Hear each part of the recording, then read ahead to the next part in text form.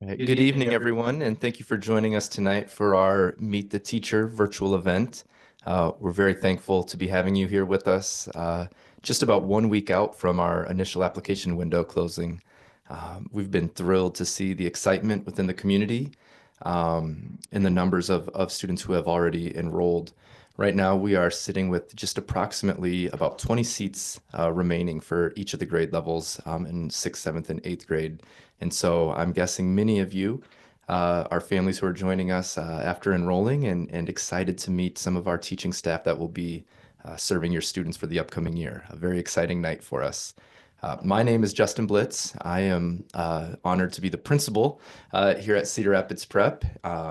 If this is your first time joining us, Cedar Rapids Prep is a public charter school serving students in sixth, seventh, and eighth grade for the upcoming year. And when we say a public charter school, what we mean by that is we are a school that is open to all students within the community. And so we are non-selective, tuition-free, and really excited about serving a diverse group of students within our community and providing a great, rigorous college prep experience here in Cedar Rapids.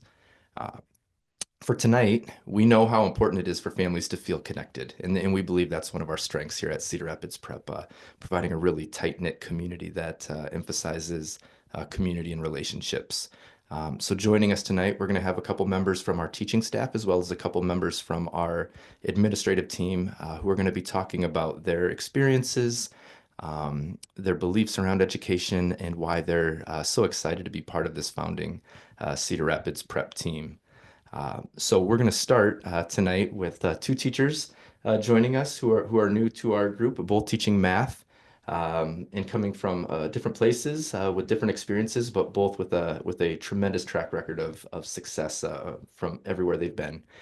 So they're going to tell you first a little bit about themselves, their background, and a couple maybe interesting facts about themselves. And so I'm going to start by introducing Kristen Robinson, who's joining us, and she'll be teaching sixth grade math for the upcoming school year. Okay. So, hi, I'm Kristen Robinson, and like Justin said, I'm going to be teaching sixth grade math, and I'm coming from 16 years at college community schools. I've been teaching actually 20 years. I don't know how that happened.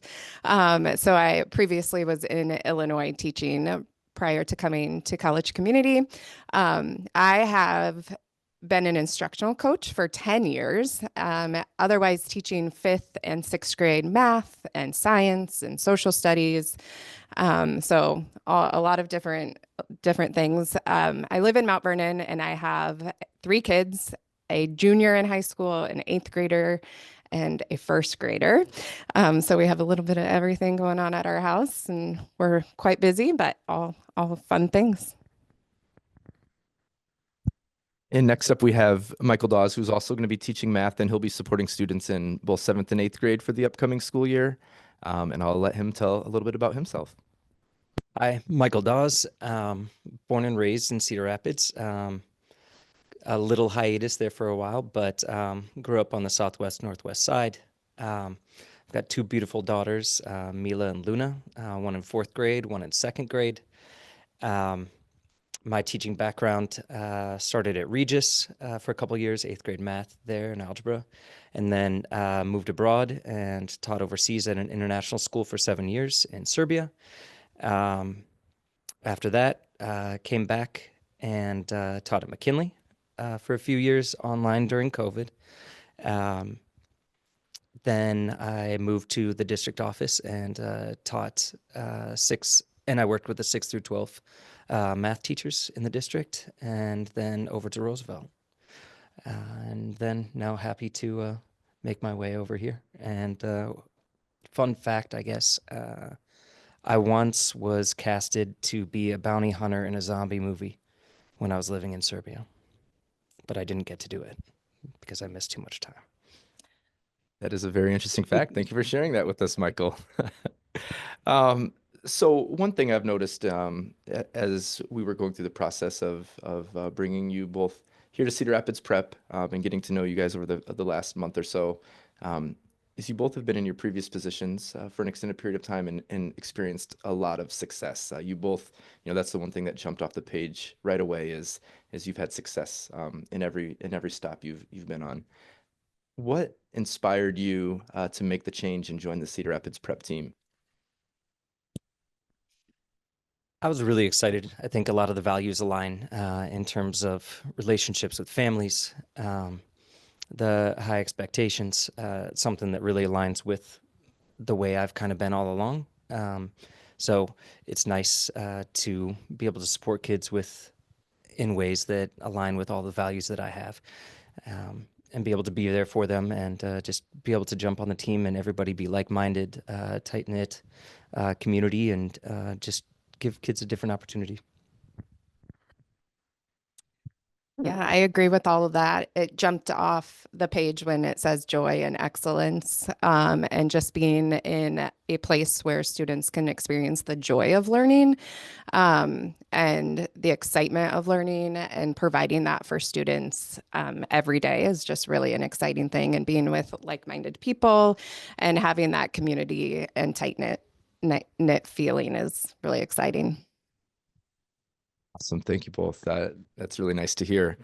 Um, I heard you both just talk about this in your answers, but I want to go a little bit deeper. We have talked to families extensively and shared that a core value at Cedar Rapids Prep is having meaningful relationships with both students and families. We believe that that's core to providing a great educational experience. Students learn best when they're with people that they trust, and we believe that education is a true partnership between the school and families. Can you talk to me a little bit about how you go about establishing relationships in your classroom with students, and then also how you collaborate with families to make sure that they're feeling informed and part of that educational experience?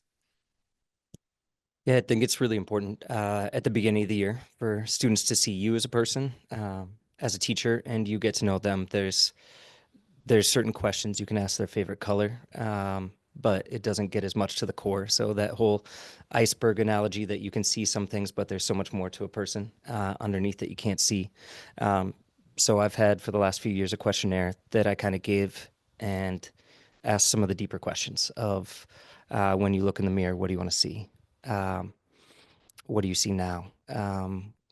What is a family value that you have? So it's just getting at a lot more of the core, and I answer all the questions myself, so the kids get to hear if I'm gonna be vulnerable about some of the things, and that's private, and I'm able to read through their responses, and they can write for me, and that's been really, really beneficial for me to be able to get to know the kids on a deeper level. And if there are struggles, that I can go back to that and say, what makes them happy, what makes them sad, who motivates them, what's kind of their goal, their purpose, where they want to go.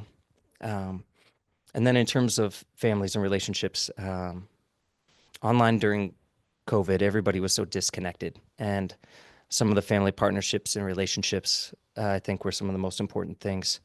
Just being able to communicate with the families and letting them know, even though we're not there, that we're still there. And I think that goes a long way with a lot of the parents and families. And at the beginning of the year, the kids are somebody's baby. So seeing that it's not a behavior, it's not a grade, it's a person, and it's somebody's child. And talking with the parents and getting to ask them and say, what are the best things about your kid? And getting to hear that love gives you this mindset that it's a person, not just a student, not a grade, not a behavior, that there's beauty in all of them, and they're great people, and just continuing to instill that belief in the kids that I, with my affirmations at the beginning of class, I'm a good person, I'm a good thinker, I can do this. Just instilling that belief in them, I think, helps the relationships, and then communicating with families, saying good things. That goes a long way, so that if there are tougher conversations, that they know that I do care about their child. Yeah, piggybacking off of that, just remembering that these kids are somebody's whole world, and always coming to school thinking about from the lens of that could be my child. And that's kind of the lens I come to school every day for every student.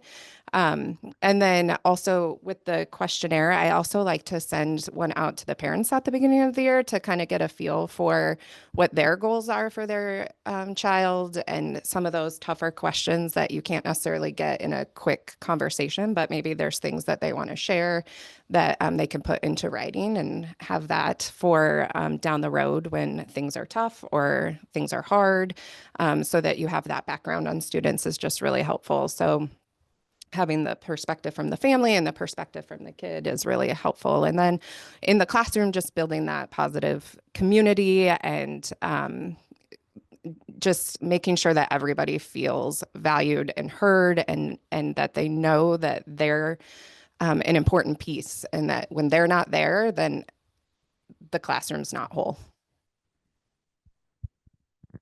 These both sound like classrooms I'd love to be a part of, and I would want my kids to be a part of. Thank you guys for sharing that. Um, so we talked about you guys are both coming with a really robust and diverse set of experiences in terms of teaching. Can you talk to me a little bit about a really memorable experience in your career, one that stood out where you felt like you had a high level of impact? It's always interesting. You don't always see it at the time, and especially with teaching middle school, it's such a tough time for kids. But seeing them down the line of, and then them saying something about, "Hey, I remember that you did that." Just in terms of, and I don't know specific examples, but I mean, I've tutored some kids, and one girl in Serbia, she said, "I don't like math, so I don't like you because you teach it, and I hate you." And working with her and being able to have her see that a lot of times it's just their perceptions. Um, Getting kids to believe in themselves, I think, is a huge piece, and because a lot of them think I can't do math, or this isn't for me, or my parents said I couldn't do it, like so that they have this belief and these barriers to kind of break down. But it's just exciting running into people at a Chinese restaurant a few weeks ago. A kid remembered me from teaching online during COVID, and he said, "I remembered you from your voice." He said, "You never saw my face, but I remember you, and I appreciate you trying to connect with us and build relationships and believe in us." So I think those are some of the biggest things, and just it's a lot of little things that kind of go in and you keep in your back pocket. But one big one, I don't know necessarily, but lots of great little ones that keep you fueled and want you to keep coming back every day and to give your best for the kids. Yeah, it's all those little moments, right, that keep us coming back. But mm, I would have to say I had a student who in sixth grade told me that he was not going to graduate high school. It was just wasn't for him. And I was like, oh, nobody, that you are going to graduate high school. And I spoke that truth over him just all year long. Like, you can do this, and just reminded him of his worth and his value and that he can do hard things. And he told me, no, I can serve at Olive Garden and I will be fine. And I said, when you graduate high school, I will just take you out for a graduation dinner to Olive Garden. How about that? And he's like, ha ha. So several years later, he saw me in the hallway over at our school and he's like, I'm going to graduate. And I was like, oh my goodness, you're going to graduate. I said, I knew you could. I knew you could. Those are some really great experiences. Thank you guys for sharing those. So we talk about Cedar Rapids Prep being, a college prep experience that really prioritizes, a rigorous academic experience. When I've had the opportunity to speak with families, that's one thing that I hear often that they're looking for. They want an environment where their child is challenged and pushed to reach new heights. We also know from hearing you all that we know the students learn best when there's, great relationships in place, and we're teaching humans, right? And so we have this opportunity, this, blessing to be with, students for 8 hours a day, and we're helping, develop humans along with providing this great academic experience. Talk to me about in your classrooms, how do you manage that balance of creating a really rigorous experience while keeping, the focus of the student in the student development at heart? Yeah, I think it is tricky in a lot of ways, and there's all the conversations about gaps in learning or things in those ways. And I think going back to talking about those pieces of having successes with kids, it's I'm not going to lower the bar for you because if I do subconsciously, that's me saying that I don't think you can do it, and I don't want to do that for any kid. So I'm going to set the bar here, and that's what's expected. And if you need more support, I can give you more support, but I'm not going to make it easier for you. Um, we all have our struggles and things that are going on in life, and I empathize in ways. But if I subconsciously lower that bar, then I'm not helping you. I'm hurting you in the long run. So I think that big piece of just keeping that bar high, even sometimes of previous test scores with students, I tell them, I say, I don't like looking at it because I don't want any preconceived notion about anything of your ability that I think you can get here. I believe it.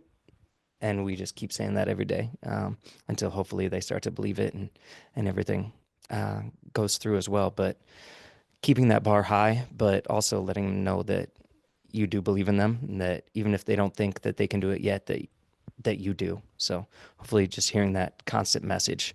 Um, and then just the different backgrounds that I've had of different roles and jobs. I think it's just given me really good experience working with a wide variety of different kids. And I think it's been phenomenal. Just that diversity and being able to challenge kids appropriately, but still pushing them out of their comfort zones so that they can be the best that they can be.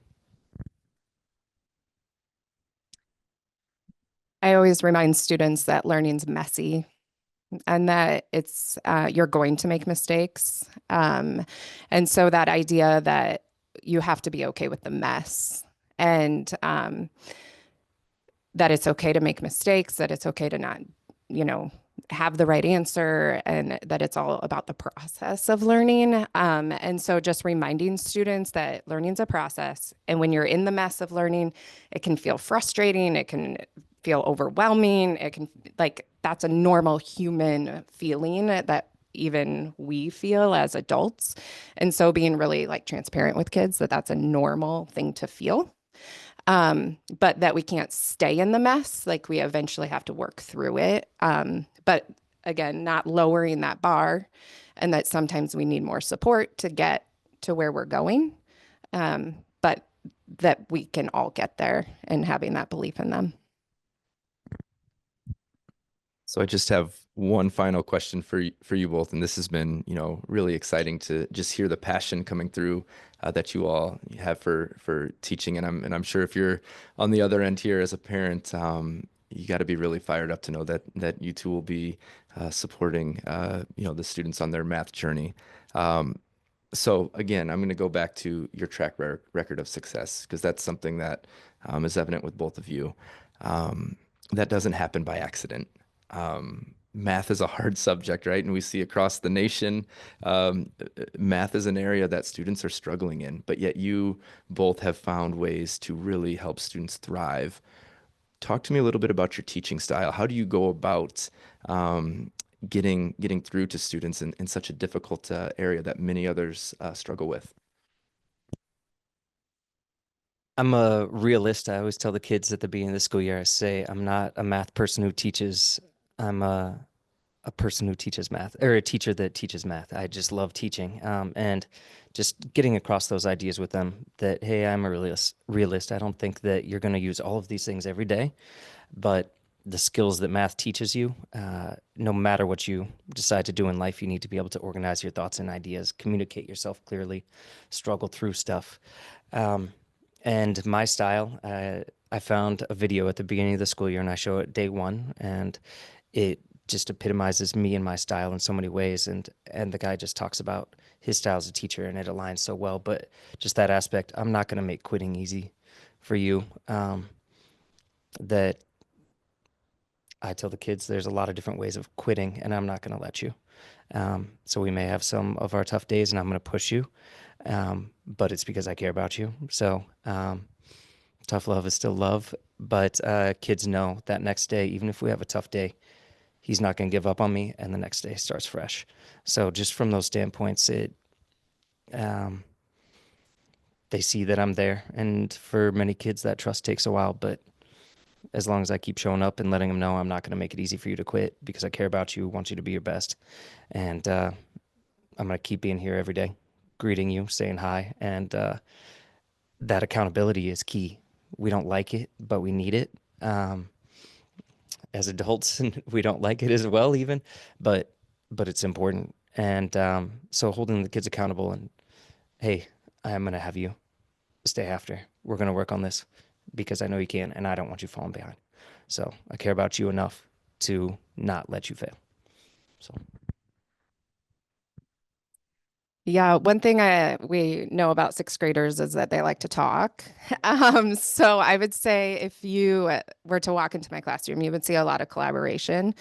And you're going to see students doing a lot of problem solving together and really thinking through hard problems that take a lot of deep thought and not maybe even there's maybe not even one right answer. And that helps them to want to talk about the math when there isn't one right answer because it takes away some of the scariness of math, but it also allows them to see like we use math a lot in life. And how you look at numbers and use the numbers in certain situations is different, and different people have different ways of using them. So I like to let them talk and collaborate. Of course, I have to model that for them and what that looks like and make sure that we have, parameters around all of that so that they are talking about math. But a lot of collaboration, and it's just very student centered. And I do a lot of small group work, and that allows me to work with small groups of students that may need me more one group than another group, and gives me the flexibility to work, closer with who needs it in the moment.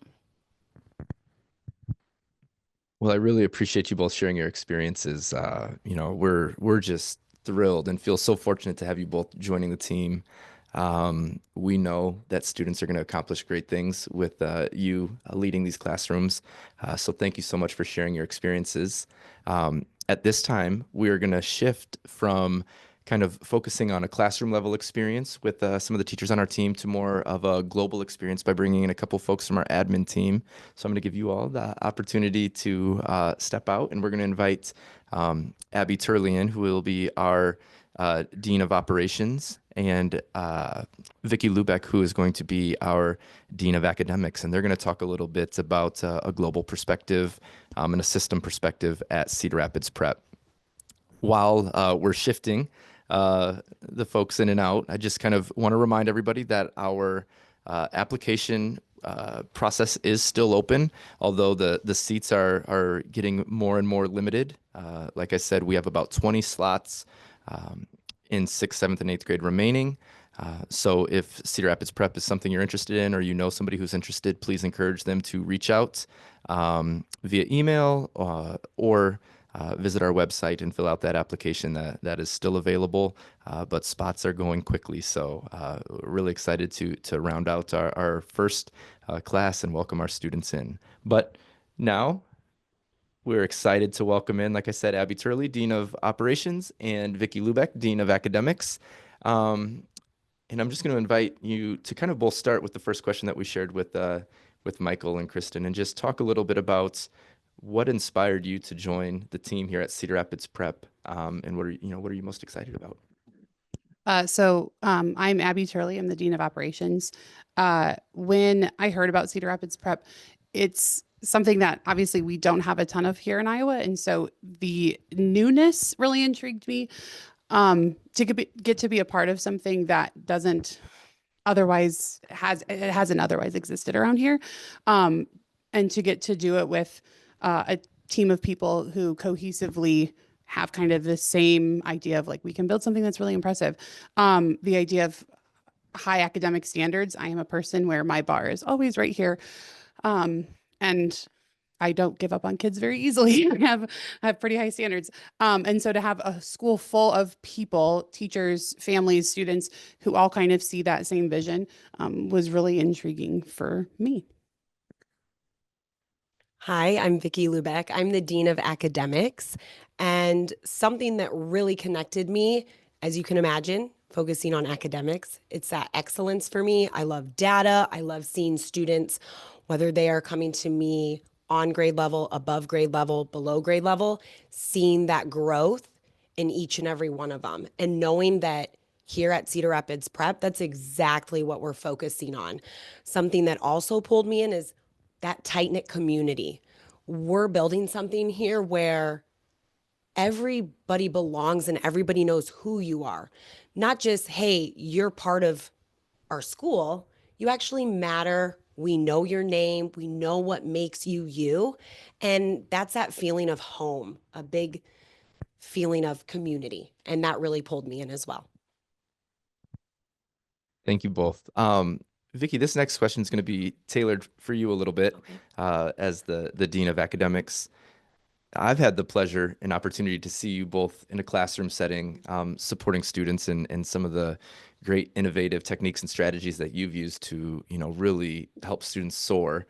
And I've also seen you on the other end of really supporting adults and helping move teachers in their practice. And it's been really special to see both of those things. Talk to me a little bit about, your vision for what great instruction looks like, and what families would expect to see in terms of an instruction in a classroom at Cedar Rapids Prep. Thank you for that. When families would enter different classrooms, they would see a variety of teaching strategies, right? We are focusing on how can we best support our teachers. Not all of our teachers are the same. And what we're really going to be focusing on is what makes our teachers the best to their ability, right? So maybe a teacher might do more group work, project based. Some might be more focused on small group, and then they have independent practice during that time when they're meeting with other students in their class.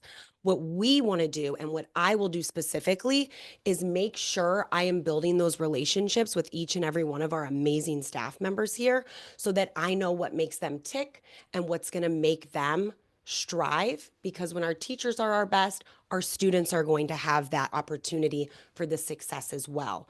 So I will be popping into classrooms, not only working with the amazing teachers we have here, but I'm getting to know students as well.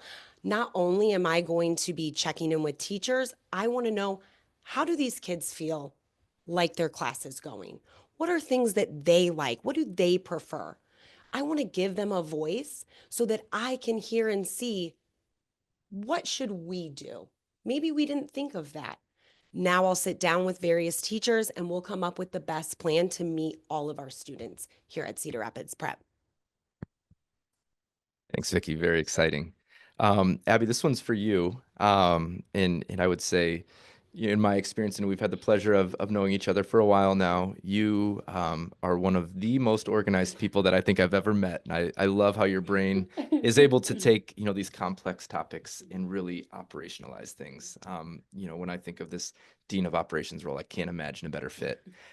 One thing I get asked often from students and families is, what does a typical student's day look like at Cedar Rapids Prep? So you've had the pleasure of creating many iterations of schedule ideas. Can you talk a little bit about just what a typical day might look like for a Cedar Rapids Prep student? Yes. So I, like Justin said, I've done a lot of thinking on the schedule and what that will actually look like. And really through conversations with the three of us, through our own teaching and Justin's, administrative work, we had identified that really any class that's longer than an hour, it gets too long, but any class that isn't at least 45 to 50 minutes really isn't long enough. You can't really get in to the content like you'd like to. And so we were really set on doing something around 55 minutes. And so from there, we knew we wanted to have advisories in the morning. So kids will go to advisory. They'll have an advisor that they'll stick with throughout their time at Cedar Rapids Prep. And, kind of really get comfortable with those kids and that staff. And then from there, they will go on to their core classes and their elective classes. We're still building out our elective offerings, but of course, every student will have their math, ELA, social studies, science every day. And then electives, they'll have a couple of electives each day. And those electives will rotate. So they'll have essentially 8 electives throughout their school year. So lots of choice in what other classes they're taking, with a lot of really great built-in time for reading and math and science and stuff instruction. And so it still looks like a middle school, but it's tailored in a way that we as educators know, I think is going to best be fit for our students, but also our staff, to give them the time to dive into what they need to and get to know those kids. Thank you both for that. So this is a question that I asked Michael and Kristen, and I want to bring it back and just allow you to share your perspectives, because it's so important to me, and I think just a foundational piece at Cedar Rapids Prep, and that is the relationships, right? Relationships with students, allowing students to feel seen, heard, valued, connected, is just essential. And then I think, again, families, right? We want every single family to feel like they are part of the educational process. We don't want them to be on the outside looking in. We want them to be walking step by step with us in this process.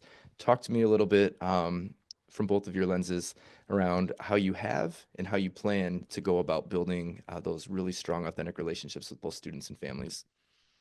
So I think, as you know, we're both current classroom teachers. Our first instinct is we go to, oh, the kid and that relationship, but we can't ever undervalue how important our family relationships are and our community relationships as well. I think in my specific role, you know, I'm not going to have kids in my room every day. I'm not going to get as much student interaction, but my hope is that through those interactions that the kids have with our other staff, that they'll bring things to my attention that maybe we hadn't thought of, some new ideas, or they've gotten a call from, you know, somebody's, you know, parent and has said, hey, we were wondering about this offering or this club. And then that comes to us and we can establish that for those families and partner with them to make it something that they want it to be. And as far as the relationships within the building, I went to a school that was a little bit smaller and I loved that. I loved that all my teachers knew my name 7 through 12 and they knew who my brother was and they knew who my parents were, whether my brother and parents love it or not. But but being able to go through and not have to worry about, oh, I don't know who that person is or they don't actually know me. And so even though I'm not going to have kids in my room, my goal, and I don't want to speak for Vicky, but I know we've talked about this, is that we'll have kids hopefully coming just to see us, to say hi, because we want to be present and we want to be visible, and not feel like we're just in an office and we're a separate entity. We're still there. And so we're hoping to build that, just looking maybe a little bit different than a regular classroom teacher. Yeah, to piggyback off of what Abby just said here, we are on that administrative side, but our goal is to always immerse ourselves within our community, within the classroom. So we will make it our goal to be in those hallways, check in those common areas in the lunchroom, right? There might be times that we actually are going to cover if one of our teachers' children become ill. So we're still going to have those connections that we so love with students. On top of that, families. We can't do it without families, right? Families are so important to help us do our job and build the community here. It takes a village, right, to raise a child, but it also takes a village to foster the love of learning as well. With the love of learning, we also then segue into extracurriculars, right? Whether it's Glee Club, whether it's robotics, whether we're talking about our amazing sports that are coming to us. Something that I always do is, whether I would be coaching or just attending as a fan, I always try to connect and hear out what my students are doing. If they have a performance, if I can make it work, I'm going to be there. And during those times, sometimes that's when I get to connect with those families that maybe I haven't been able to during the year. So it's a great opportunity face to face. And I'm always trying to connect, right? And that's something that I pledge to families. I want to have open communication. When we have open communication, it makes everything better. And what I mean by that is that's that trust.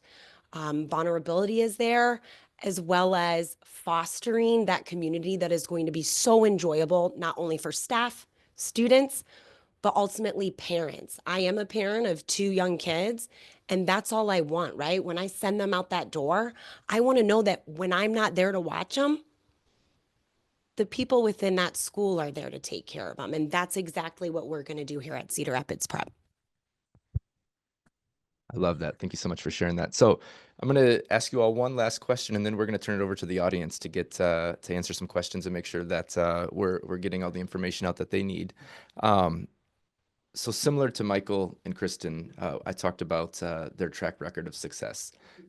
You both are coming with a long record of success in each of your respective areas, right? And I think one of the greatest predictors of future success is previous success. Talk to me a little bit about a moment or an experience that stood out where you really felt like you were able to get through to a student or a group through your teaching experience. The freshest one on my mind is actually from one of my current students. She's an 8th grader and she had turned 14 in the fall. Currently, I'm teaching business and leadership. And so one of the parts of our 8th grade curriculum is resume building and networking and interview skills and all of those things. And so one of my 8th graders had come to me and she said, "Hey, I really want to get a job. Can you help me figure out what places will hire 14-year-olds?" And so we sat down and we looked at in our community, where can a 14-year-old get hired? Transportation was a bit of a question. So we had to look, in a certain area. And so we did that and she got an interview and she came to me freaking out because she had an interview the next morning and said, "I don't have anything to wear." I know we talked about how to interview and everything has fallen out of my head. So can we go over some common questions? Can we talk about some things that I should be saying and mentioning? And so we went over all of that, sent her on her way. She got what she needed. And she came to me the next morning and said, "I have an interview or I have an offer. Like I'm going to work there." And I gave her a huge hug, and I am not a hugger. People know that I'm not a huge hugger, but I gave her a hug because that felt like we had spent, really the last couple of years working through and cultivating a lot of this knowledge that honestly, a lot of 13, 14-year-olds don't have, right? And so she took that initiative herself to go do that. And I was just so proud of her. And we've had other students do it since as well, which has been really great. And so that's what it's really all about is, I can do what I know what I want to do. I'm doing it. But to help other students know what they want to do and then go out and actually take the initiative to do it is such a fulfilling feeling. And it's just the best.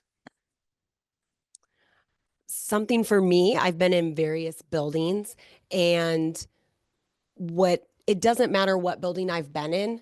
When I think about kids coming to me at the beginning of the year, they lack their confidence, right? And that could be academically, maybe that is socially. My success is seeing them flourish. And again, I have had that at various buildings. It could be where they're coming in and they might despise language arts, right? They hate it. As the year goes on, it still may never be their favorite subject, but they're starting to connect the dots and see the importance of knowing how to read, how to write. And as they're doing this, they're driving their own instruction, right? You can see that I'm able to release a little bit because they're taking that ownership in their learning. And that is a very proud moment for me, but it's also amazing to see because they're understanding this is something that's going to go on outside of school, right? This is something I need to do in life. Now you might say, how do you know that's happening? How are you measuring that? Well, with ISABs, right? The dreaded ISABs. Every kid is like, oh, well, they'll come to me at the beginning of the year and I go into it and I address, remember, I want to see all the growth that you are doing. I know that you can do it. At the end of the day, we need to show our state that you can do it as well. It can't just be me seeing it. So we have to prove ourselves. I know you can do it. That confidence is building. They're practicing those skills, right? The rigor is there. As the year goes on, it almost brings a tear to my eye when I'm walking around during ISAPs out of all times, and I see the kids truly invested. While they despise certain subjects, they're invested because they know the importance, and at the end of the day, they've built their confidence and they know they can do it. They may not want to, but they're doing it. And so for me, those are the successes, and the data has come through within the last couple years that in the district, I've had the highest scores for growth within language arts. And that is something I truly pride myself on because I know my students can do it, and the data is there to support that. And it just brings joy to me. Thank you both for sharing those experiences. That's truly incredible. So we're going to shift now to audience questions, and this is a chance for you as families or students to learn a little bit more and get information that's important to you, whether you're somebody who's already applied or enrolled, or you're considering applying or enrolling. We want to make sure that you have all the information you need to make an informed decision on whether or not Cedar Rapids Prep is the right fit for you. So it looks like we have one question that's already come in. It says, are there going to be advanced classes offered? So I'll share a little bit about this, and then I can turn it over to you all if you have things to add.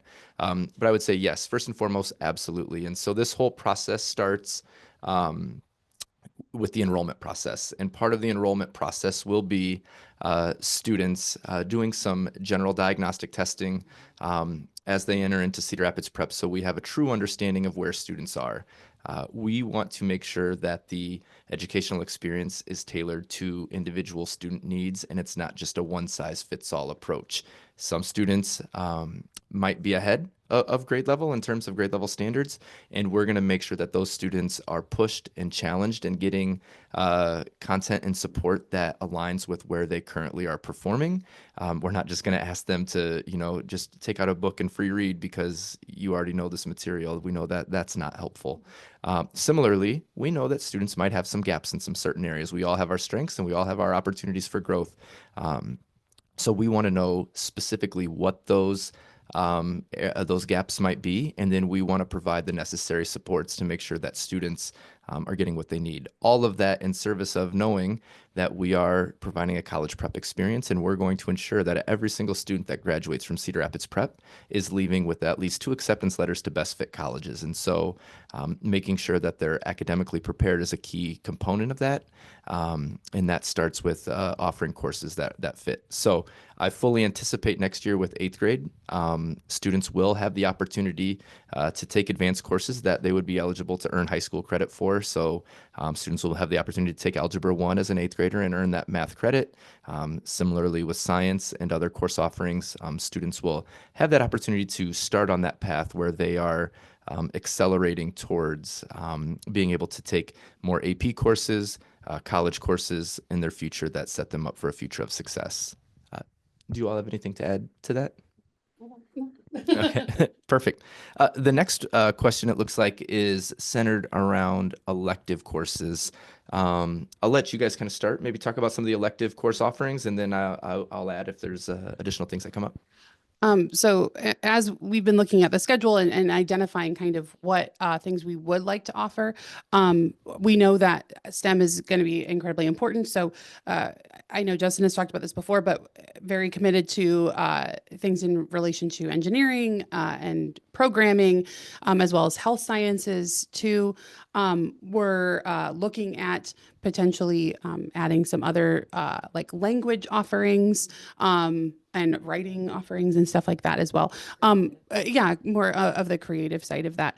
And so it's not just going to be the the kind of standard, oh, you take this for 6 weeks and then you go to this for 6 weeks. There will be choice within what kids are offered and able to take. And as we expand out, year to year, there will be more because we'll have more students and we'll have more teachers.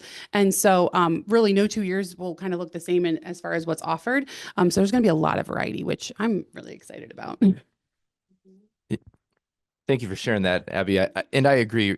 When we think about a Cedar Rapids Prep student, we really want to support students with graduating, prepared to leave ambitious and purpose-driven lives. And a lot of that is taking that step to invest, own, and drive their learning. And so we want to offer courses that reflect student interest that are also very academically rigorous. And so Abby talked about things in the STEM field where we would offer things like robotics, computer science courses that reflect coding opportunities, app creation. We talk about biomedical science course offerings, things that students might not have had the experience to do previously, but we believe are highly reflective of what they're interested in, as well as being very academically rigorous. And I think we're also very open to working with students and families to understand what the interests are and what students are hoping to do and create those opportunities side by side with families.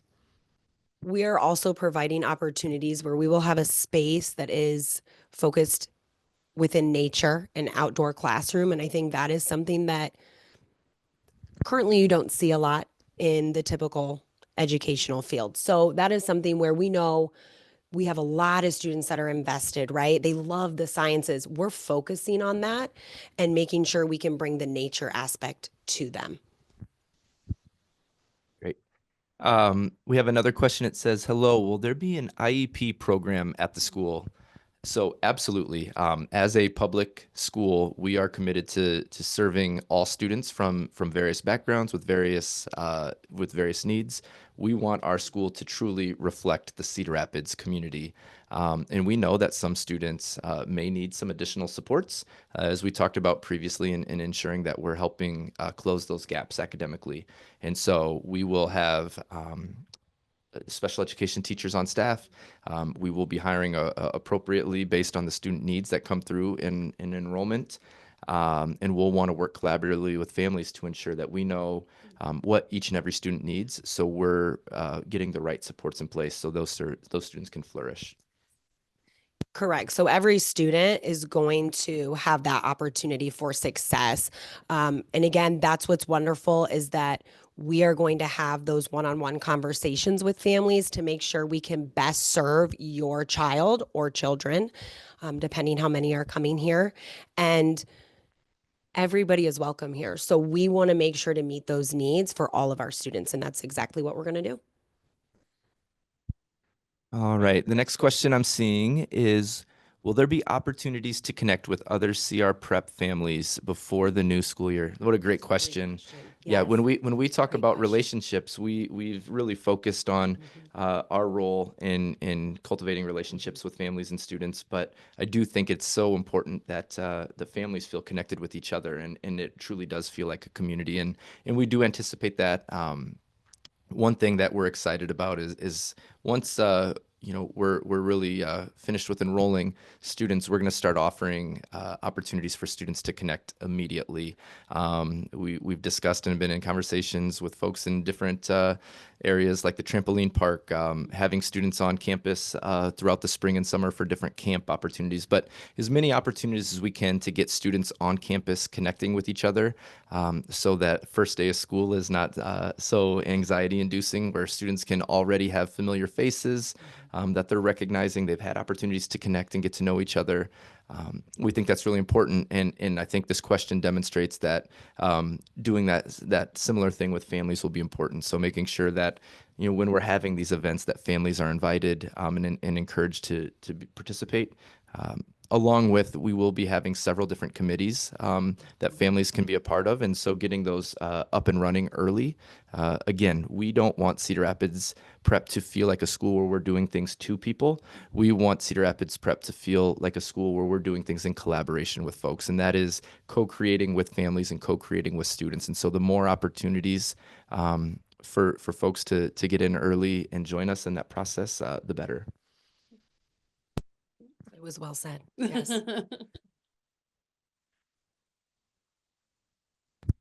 How do you plan to serve gifted and talented students as well as students with disabilities? Great question, right? And so we spoke a little bit to this process of truly understanding where students are performing, using diagnostic and testing data, and making sure that we're aligning supports.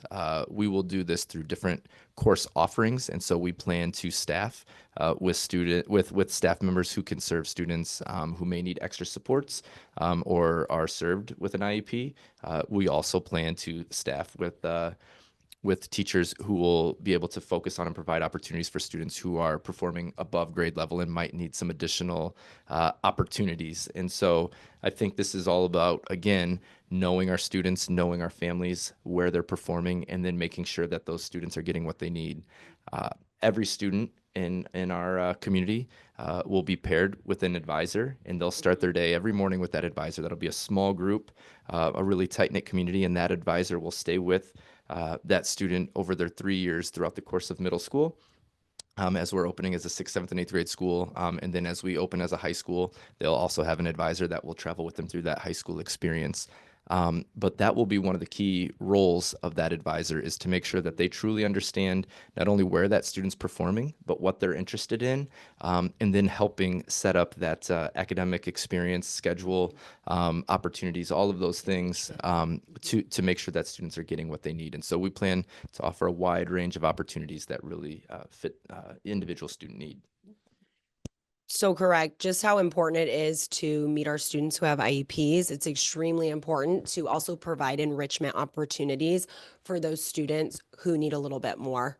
And that's what we're going to provide, and we're going to have that accessibility for it. I do like how Mr. Blitz here touched on the point of having that advisor, right, for the 3 years. Something that I've noticed is that a benefit is when they are able to not only have that advisor, let's say as a 6th grade teacher, when they go to 7th grade, they still are going to have that safety net you might refer to, right? Someone that they've built a year with, and they value that educator's opinion and mentor, you might say. So it's great to hold on to that, because at the end of the day, it's important to cherish that relationship that's been built, so that throughout those 3 years, and we say 3 because once they go to high school, you would have a new advisor and stay with them for that time. But in that middle school, I think it's crucial to have the same one, so that they're seen, they're heard. And again, that advisor is going to have the best connection with them and help relay that information to all of us as well. Just to quickly touch on the enrichment part, the idea too between a lot of our clubs and our offerings is that if we're not necessarily doing those things in the classroom and there's a spark, we want to be able to offer that maybe outside of the school day. We might have kids that are like, I'm struggling within the class, but I wonder if that extra time writing, if I'm going to join the journalism club and doing some extra writing would help then with those scores, getting that extra time. And so to be able to tailor those activities so that we can do the enrichment and also maybe the extension and catching kids up in different ways as well. Absolutely. Thank you guys for touching on that. That's great. I think we have time for about 2 more questions. So this next question is one that we've received a lot of curiosity around, and that is, what are the expectations of the students regarding behavior, and will they be held to higher standards to ensure all students can learn? Yes. I would say we know that every student deserves to come to school and feel safe. Every staff member deserves to come to school and feel safe. When we think of hierarchy of needs, we know no meaningful learning can happen if those core needs regarding safety are not being met. And so that is something that we're committed to ensuring.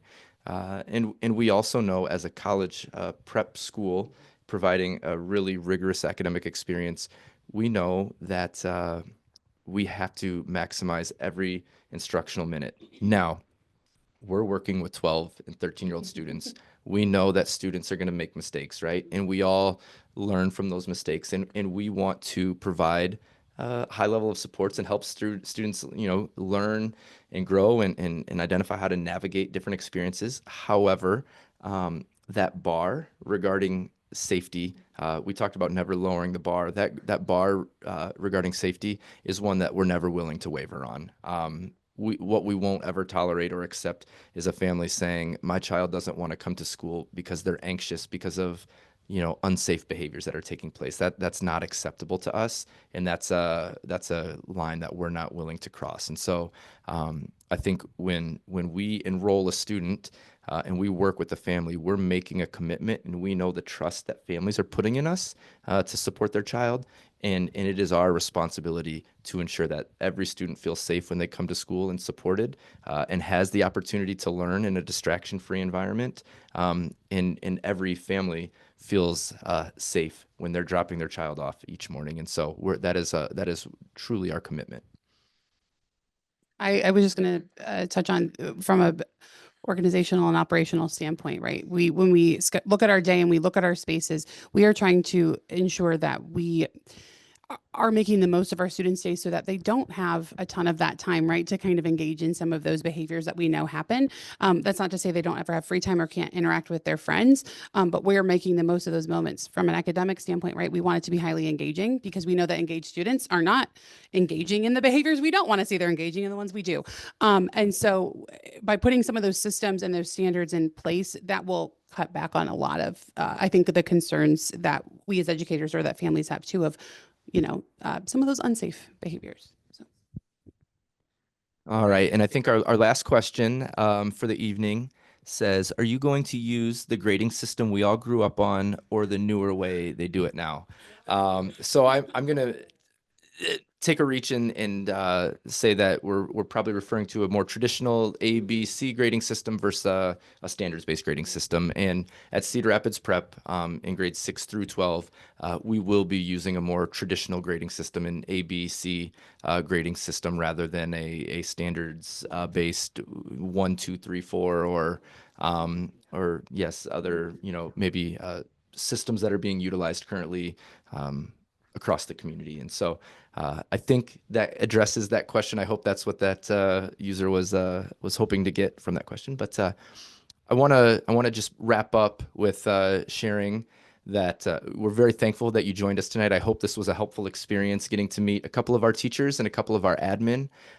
This won't be the only opportunity to meet our staff. We've brought in several new teachers. We've almost completely filled out our teaching staff. And so there are lots of great educators that we are really excited for you all to meet, and we'll continue to be offering these opportunities so you can get to know each and every one of them, and hopefully we'll have some in-person experiences coming up very soon.